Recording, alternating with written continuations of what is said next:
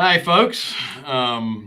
It is now officially 2022. I know we're kind of deep into it, but where do you put your money this year with inflation?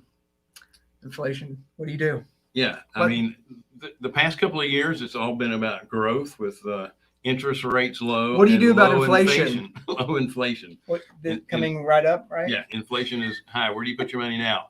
We're going to let you know right after this.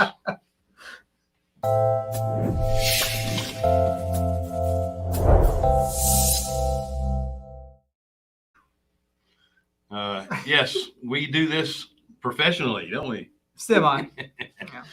So all the experts are saying get your money out of growth and put your money into something that actually is making a profit. Interesting, huh? You're going to invest in companies in the stock market that are making a profit. It's a novel idea. It's one that they should have figured out a while ago, I suppose. But most of the experts are telling you to put money in real estate, right? But most of them are talking about REITs. We don't deal with REITs. We deal with people that are actually in the trenches. In the trenches, the and people are who direct in real estate. Yeah, who have had a lot of experience, who share our values. They always do the right thing. Like that's who we want to work with. We don't know who's pulling all the strings and things on the REITs. When we make a call to the people we work with, we know exactly who's doing what and when. And I'm getting a little ahead of myself. By the way, thank you folks for joining us on the Real Estate Investor Show. Hard money for real estate investors. We are Carolina Capital Management. We're lenders in the Southeast for real estate investors. If you are interested in borrowing any money, go to carolinahardmoney.com and click on the Apply Now tab. Sorry if I cough a little, I'm getting over a cold. If you're a passive investor looking for passive returns, click on the Accredited Investor tab. Don't forget to like, share, subscribe, and hit the bell. Also, don't forget to sign up with Wednesdays with Wendy. She gives up.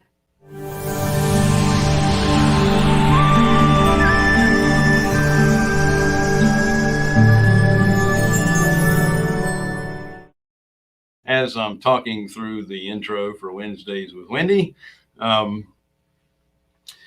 Anyway, she gives up 30 minutes of her time per person each Wednesday just to talk about real estate. So sign up. There's her Calendly link. She's typically a couple of months booked in advance. So I think we're done with all of our housekeeping. Right? No, now to the interesting part is, where do you put your money? How do you hedge against inflation? All of those things. And then where do you put it that is with a good operator, someone or some ones who, have been doing this a while, who know what they're doing. And that's what I'm really excited about. We have our good friend, Mr. Randy Lawrence, getting ready to come in with us. And when it comes to expertise and when it comes to integrity, he is top of the list. He knows people that are. He is top of the list for sure. Let's bring Randy in.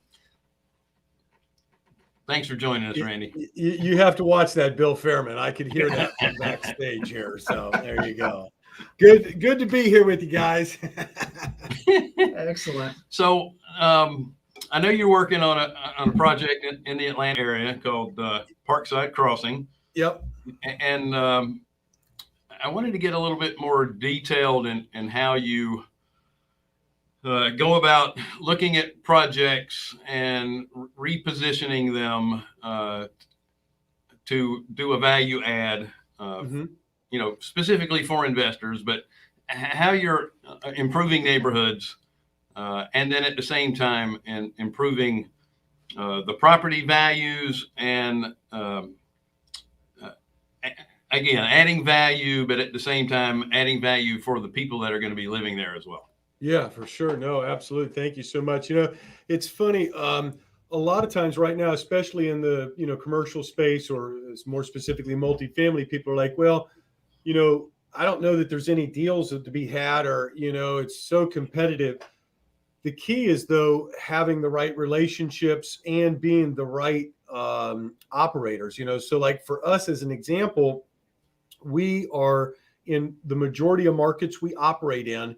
We are the top, 1, 2, or 3 speed dial guy. Like in that Atlanta market, we have been probably one of the most active buyers, probably buying 16 properties in the last, 24, 30 months, something like that.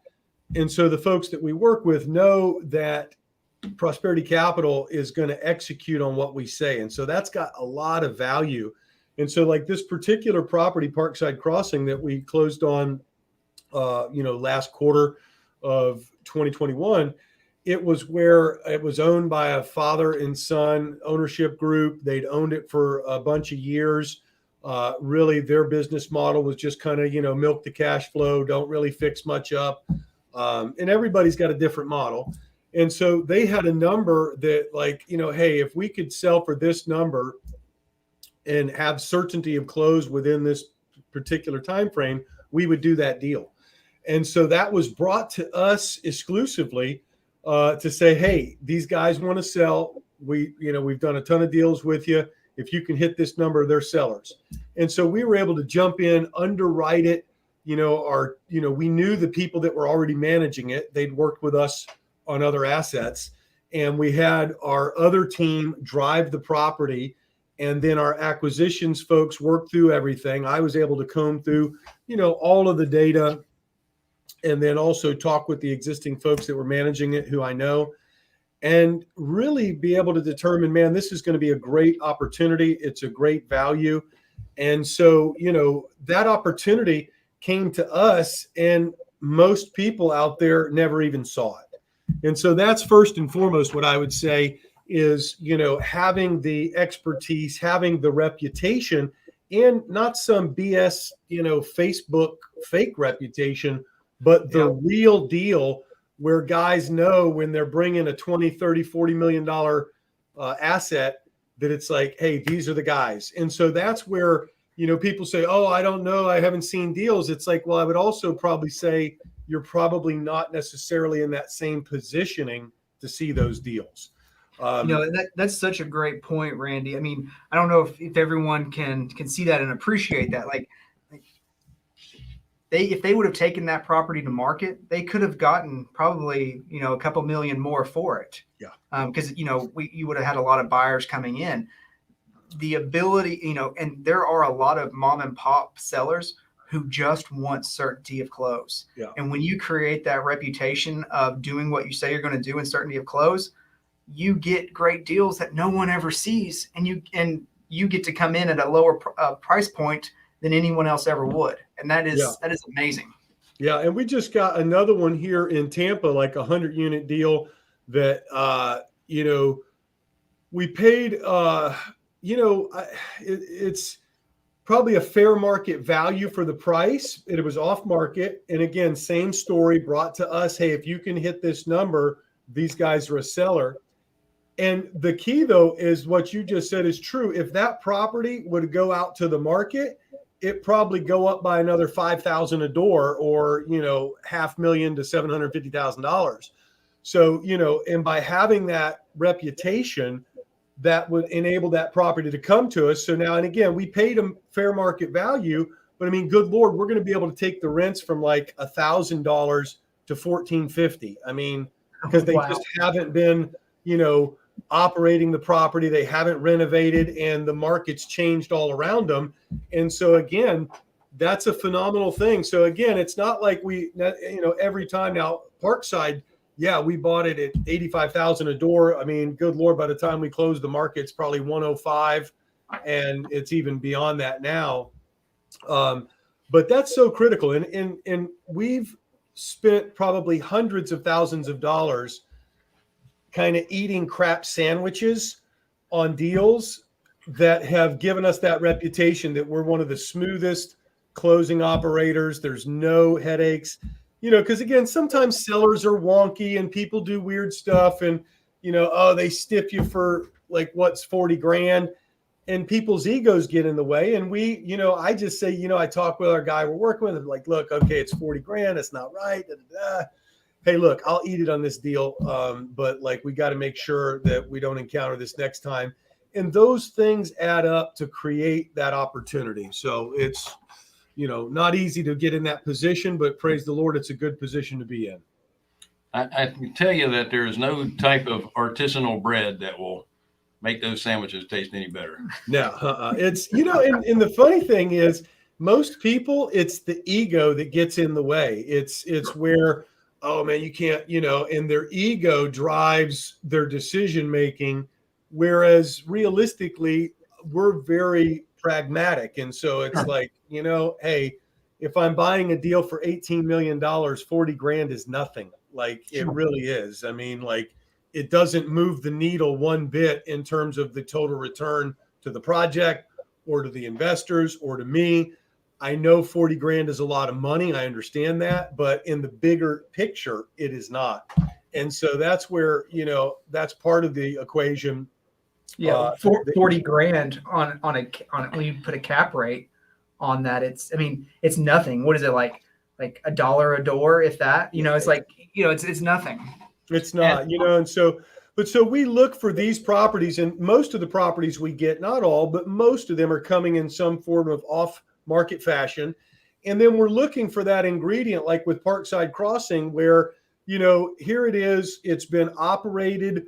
The market is changing around it, meaning improving, getting better. There's more demand for quality, and the units have not been updated in line with what people are looking for. And, look, we focus on affordable workforce housing, meaning, just regular working Americans that are making, call it $35,000 to $65,000 a year as a salary or income.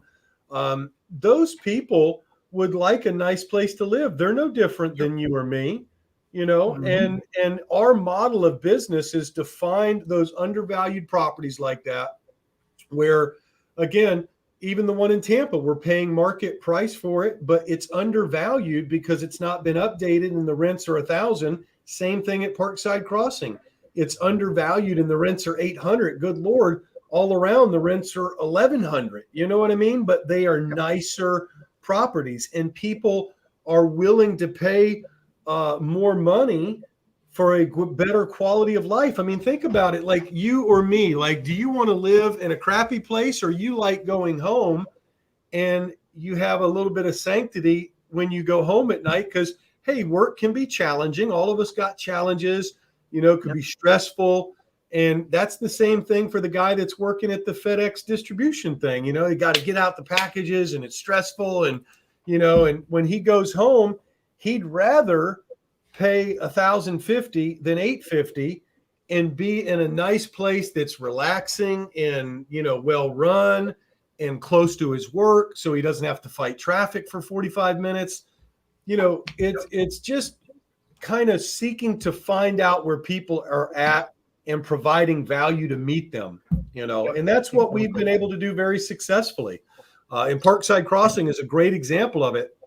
If you were to look at the map, like this property, it's in, southern Atlanta, right by the airport, only 10 minutes away from the airport. And if you know anything about Atlanta, it's like it is a traffic stall nightmare for the most part. People are accustomed to driving 45 minutes to an hour just to get to work. And again, I go back to the guy that's working at the FedEx distribution making $43,000 a year. Is he really want to drive 45 minutes after a shift of 9-10 hours? He'd rather drive 10 minutes. And that makes a competitive advantage, because like this property is located right by the airport where all these distribution and light manufacturing hubs are. And it's not a lot of competition there because there's a lot of industrial stuff out there. And so that's a great opportunity to transition and begin renovating this units to now make it a nice oasis for the guy to, hey, 10-minute drive from work, and I've got a beautiful 2-bedroom apartment, and I got room for my kids to play, and it makes life better. And so that's what we focus on doing. Yeah, I mean, it's what you do. I mean, you're providing a win-win situation for everyone. You are providing a win for the tenants who get a nicer place to live, a safer place. Yep. And then the investors who can come in and be a part of changing people's lives. Oh yeah. They get to change lives while also making money along the way. So I mean, it's a beautiful thing that you're doing, and I'm very appreciative for all the neighborhoods that you're changing. 100%. Thank you so much. And that really, our core value and our mission is twofold. It's to transform the lives of the folks that live in our communities. And we do that first and foremost by making it just an overall holistically better place to live, better quality, better, residents, and better quality of life.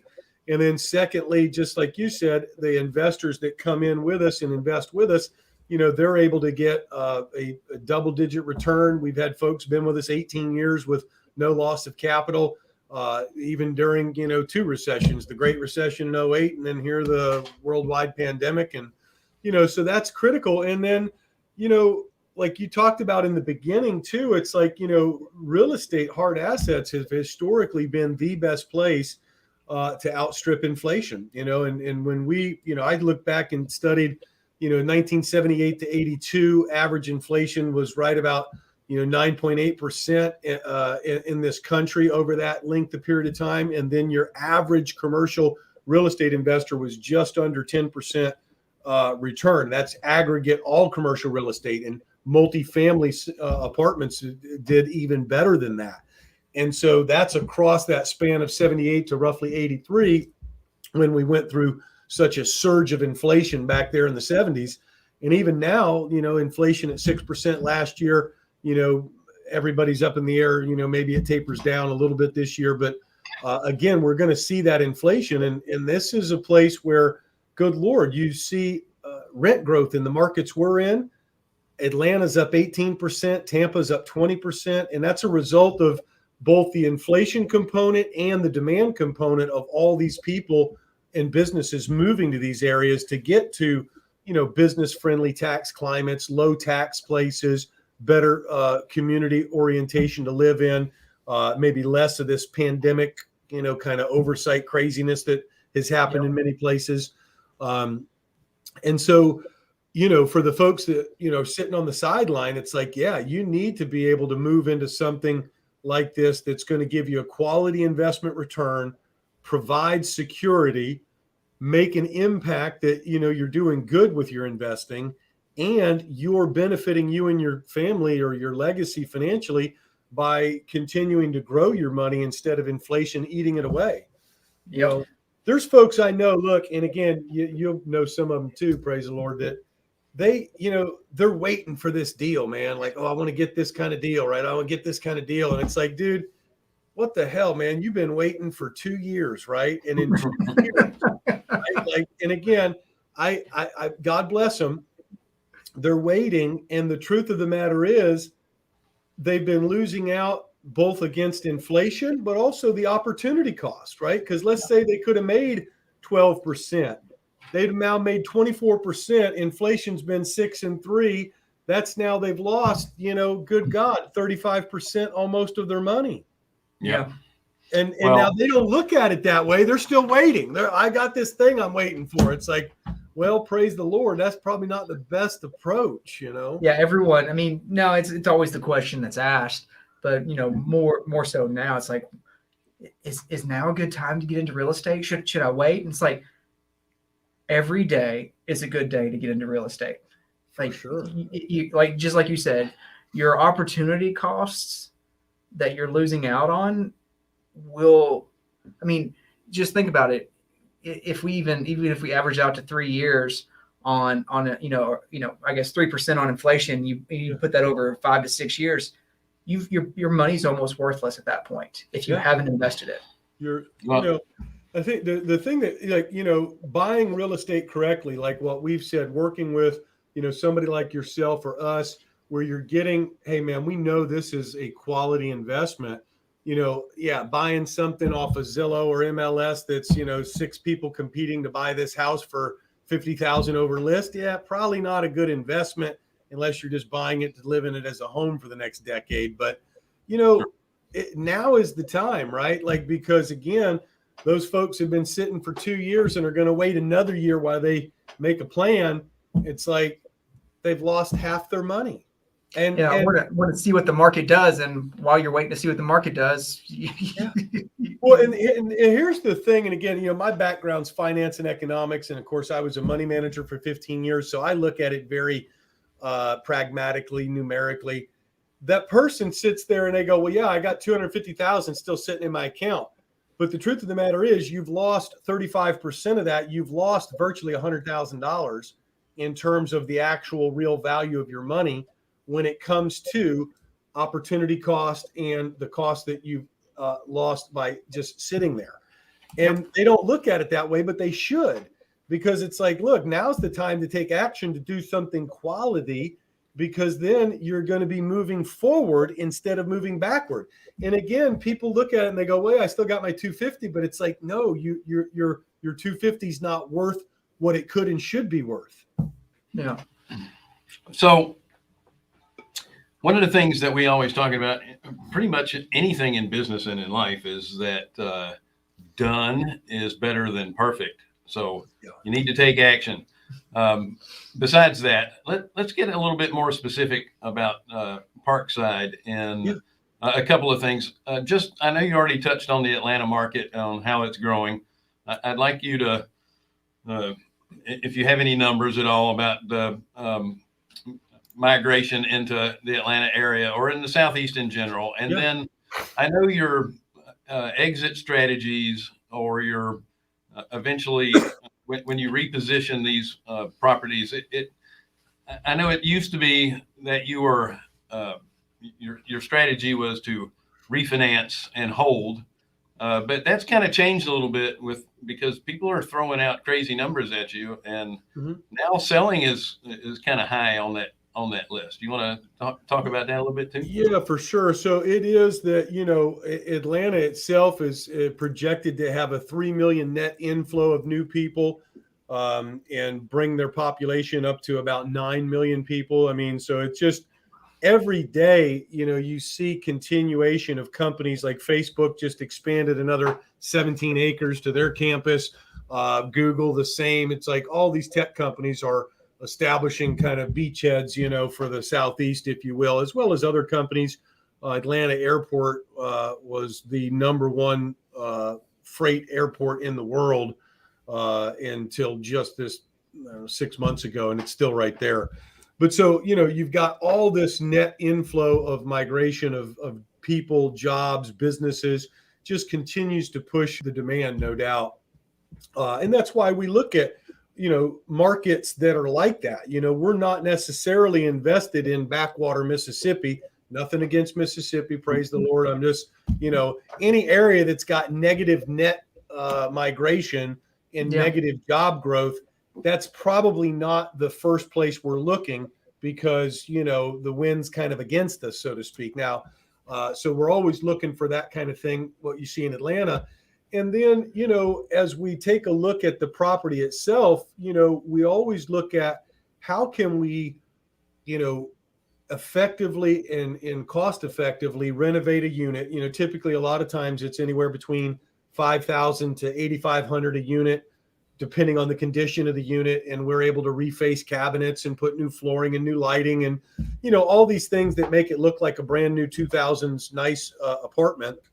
And then the other piece of it, we look to see the where it's geographically located at. We want to be in a good location, right? Good location, again, real estate, 101, location, right? So you don't want to buy a place next to the hood, or, it's next to some freaking sewer plant. You know what I mean? Like, we want it to be in a good location. This property is.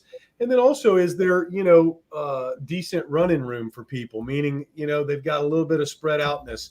And this is a very typical kind of rectangular property, meaning it's just a big rectangle, large 250 unit apartment complex, but there's green space in between the buildings. There's place to create additional amenities with barbecue and pergola and improve the playground. All these things that are like, hey, what would a person like? Again, hey, you got off work. Most guys maybe want to have a beer and cook some chicken on the grill or whatever. Like, hey, we want to facilitate that ability. Or their kids come home after school. We want to have a playground for them to be able to, have a little fun, dog park where they can walk the dog, the kid can play.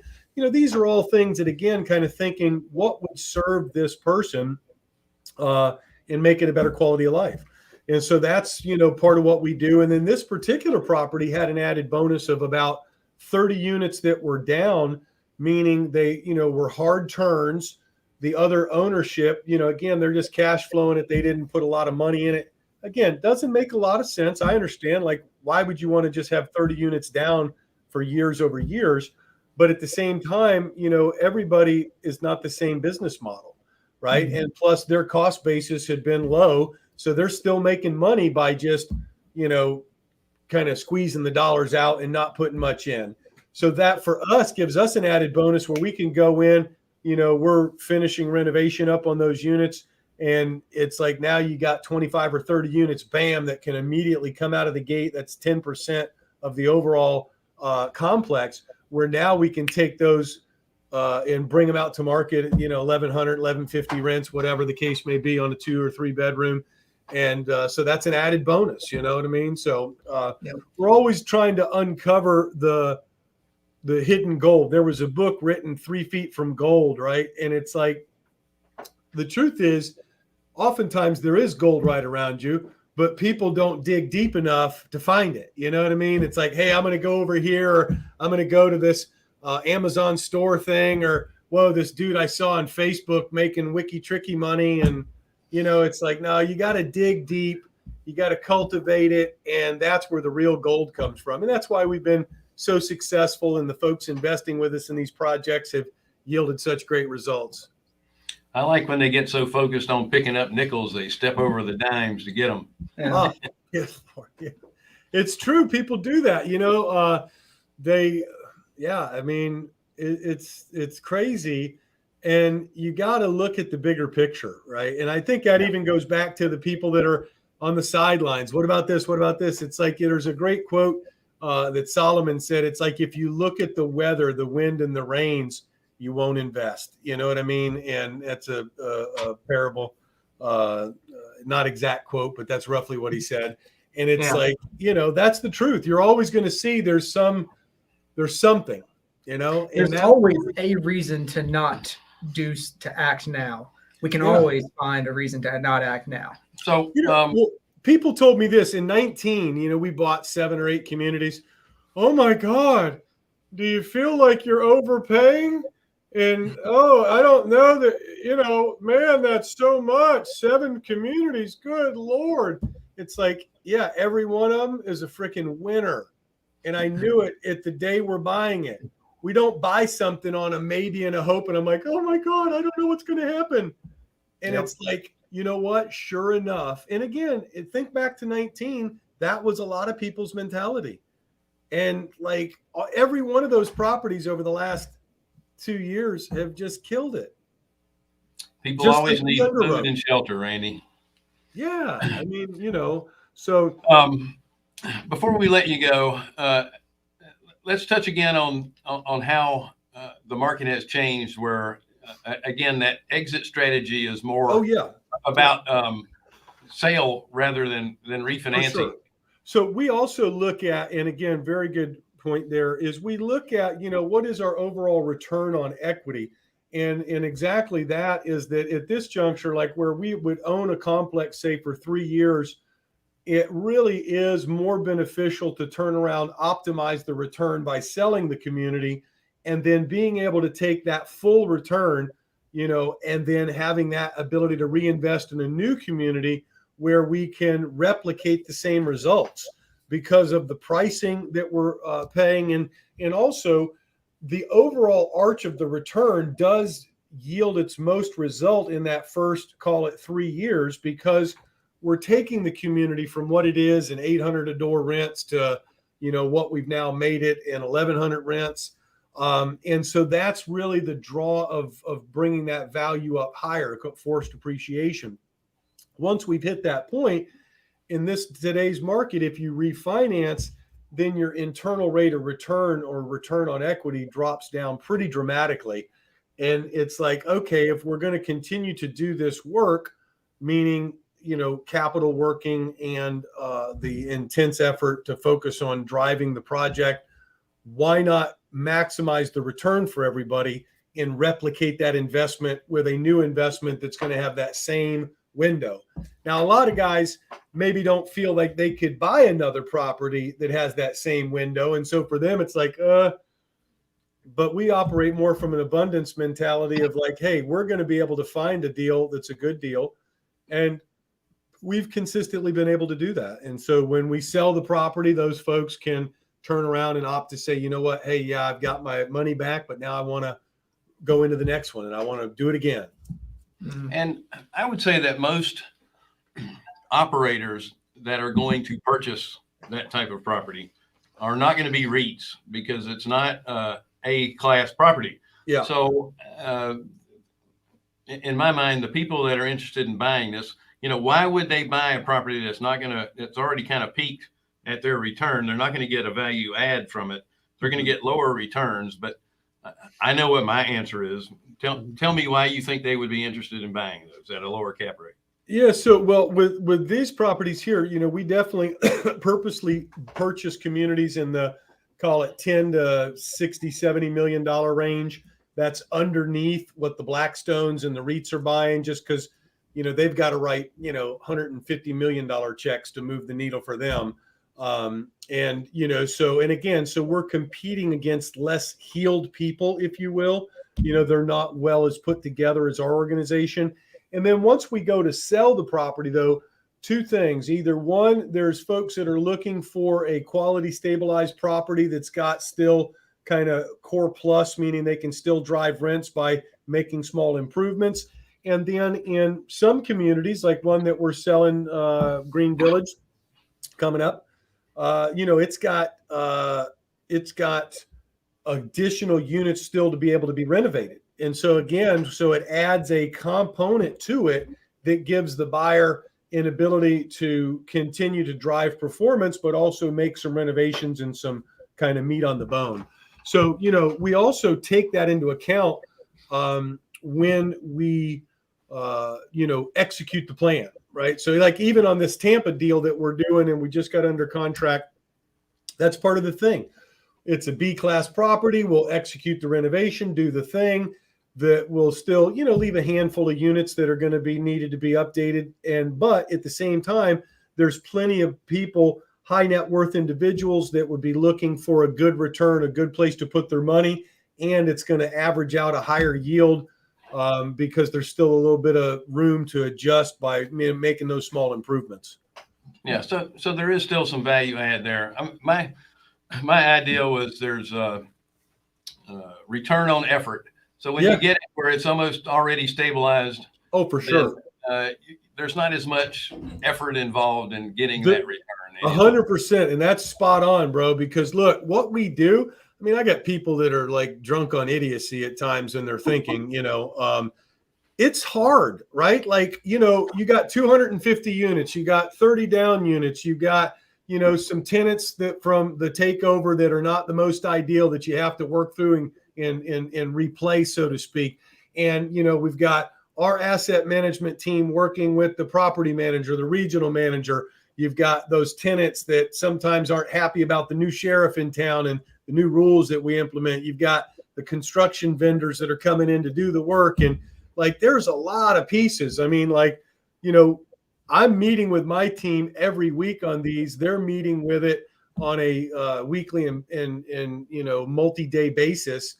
It's not like you just buy it and whoa, hey man, we're making money. It's like there's real work going on between here and there to make that result happen. So no doubt there's plenty of guys, they don't have the teams, the systems, or maybe even the desire to do what we're doing. And that's exactly what you just said. They'll buy it where it's nice and stabilized. You fix up the kitchen with a little backsplash or something like that and bump the rent $20. And, that's their thing. Cause now it's running stable and good. And, that's a quality investment for them. That's not typically our model, but that's, a lot of guys' model. Yeah. Excellent. Thank you so much for your time, Randy. Appreciate you coming on. Yeah. Glad to be here with you guys, and great seeing you. Great catching up.